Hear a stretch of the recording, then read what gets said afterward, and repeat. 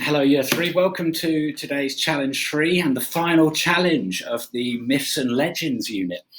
I'm going to show you how to finish off writing your myth. Remember, this is the challenge for you if you want to use all the skills we've been learning in English. I'll read through my example and talk to you what I've done. Started with my ware opener. All around the market, the people of Giza were screaming wildly because the mummy was on the attack, and that's a good use of an exclamation point because a mummy attacking is something to shout about. Again, I've continued to follow my same WAV pattern here. Okay, whenever you're not sure of how to open a sentence, just think of WAV and it will help you.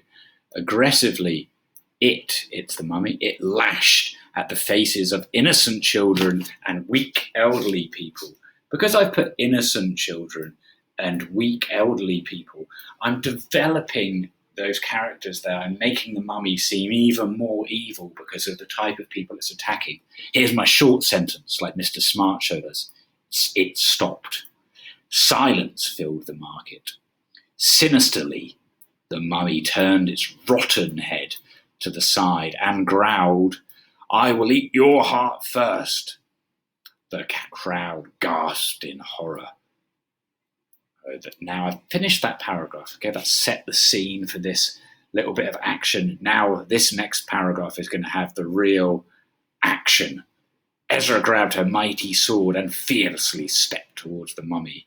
Her hands shook like leaves in a storm. It's a simile that some of you could start to use now. The mummy, here's a drop-in clause. The mummy, who had rotten drool running from its mouth, came closer. Now, in that clause, the detail that adds, the mummy had rotten drool running from its mouth.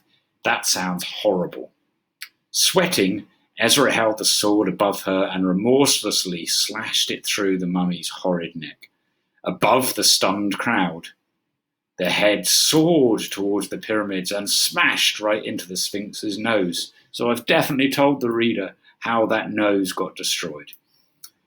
Finally, this paragraph here is going to kind of sum up the ideas of the story. As the morning sun rose above the vast desert, the people of Giza wandered wearily to start another day of hard work. And I've got a little bit of dialogue just to finish off here, and I've used what's called a pun. A pun is a play on words. Suddenly, two of the market stall owners, another drop-in clause, who had worked there for years, noticed something. "Hey," cried the first stall owner, "what happened to the Sphinx's nose?"